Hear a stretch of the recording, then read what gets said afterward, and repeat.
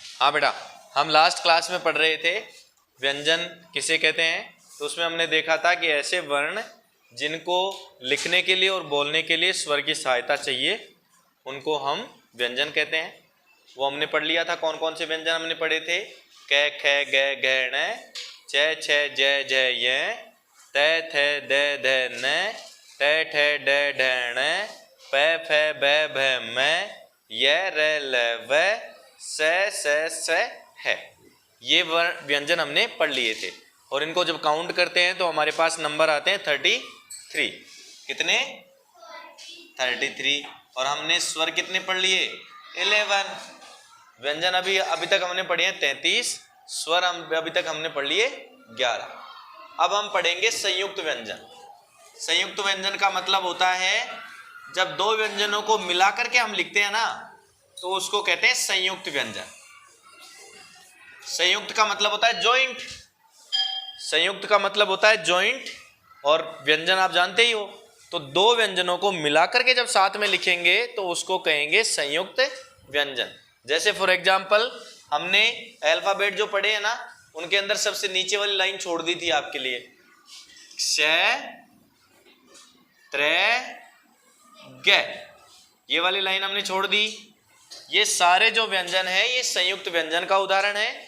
इनको दोनों को मिला करके दो मैं आपको बताऊंगा कौन कौन से व्यंजन से मिलकर के ये बनता है, देखते रहिए।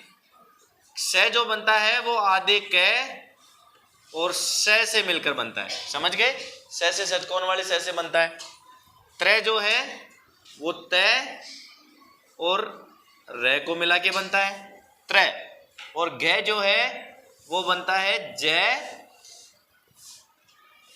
और य को मिलाकर, ज और य को मिलाकर। ये आपके सामने हो गए। ये 3 संयुक्त व्यंजन हो गए। इनके अलावा एक चौथा संयुक्त व्यंजन और होता है जिसको हम लिखते हैं ऐसे। देखा है कभी? श्रीमान श्रीमती लिखते हैं ना, नाम से पहले। हमेशा पापा या मम्मी के नाम से पहले हम लगाते हैं श्रीमान श्रीमती। तो ये वो वाला श्रेय है। और इसके लिए इसको कैसे क्या क्या मिला के लिखते हैं? तो सलगम वाला स और र। लिख लो इसको फटाफट से जिन्होंने नहीं लिखा है। क्ष त्रे ग श्रे। कितने हो गए ये काउंटिंग में? 4। देखिए गिनते जाइए, 11, 33 और 4। ठीक है, 11 स्वर, 33 व्यंजन, 4 संयुक्त व्यंजन। और भी कुछ बचे हुए हैं तो वो भी पढ़ेंगे, इनको जल्दी से नोट डाउन करो।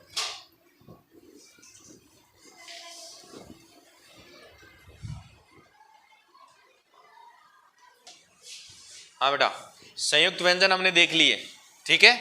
अब इसके अलावा कुछ और वर्ण भी बच गए। कुछ और वर्ण बच गए। कौन कौन से बच गए?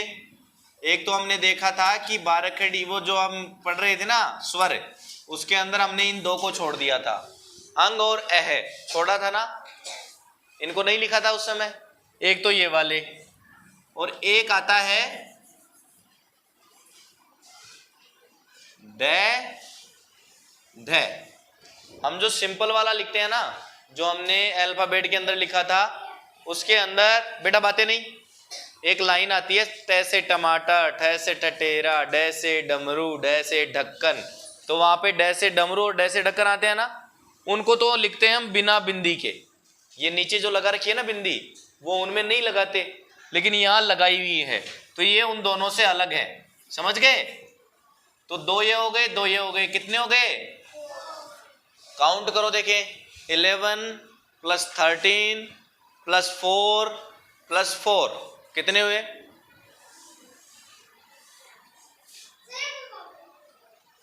52 हुए क्या? देखिए गिन के बताओ। 11 vowel, 33 consonant, 4 joint consonant and 4 ये वाले।